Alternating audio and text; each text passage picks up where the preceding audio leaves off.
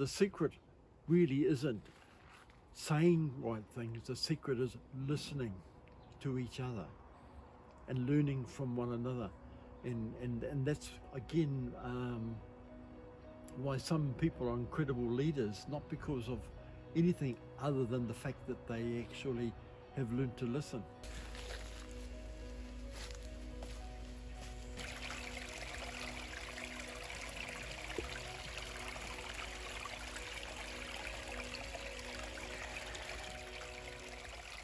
Kia ora whanau, my name's Rob McGowan, also known as Pāropata.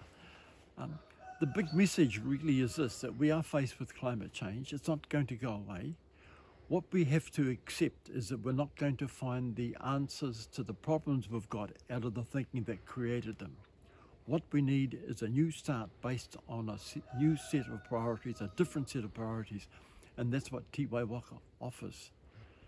The whole thing, ka ora te whenua, ka ora te tangata. When the land is well, we are well. And so the first thing from Tiwaiwaka, looking after the land is the first priority. There are no exceptions.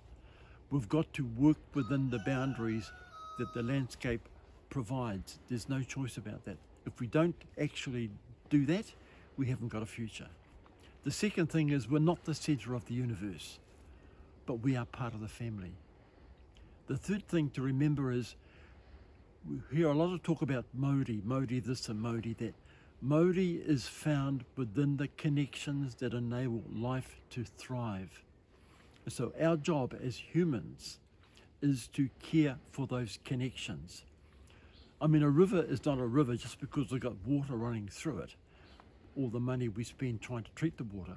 If we look after the places where the water runs, where the water comes from, then we have better water.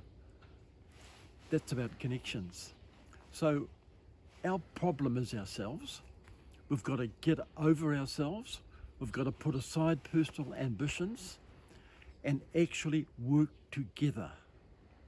And finally, the key to life isn't banks, it isn't big projects, it's the microbes. Life began with a microbe, and it's them that actually sustains all life. And so everything we do must, in actual fact, look after the tiniest living creatures, because they are the ones that keep us alive.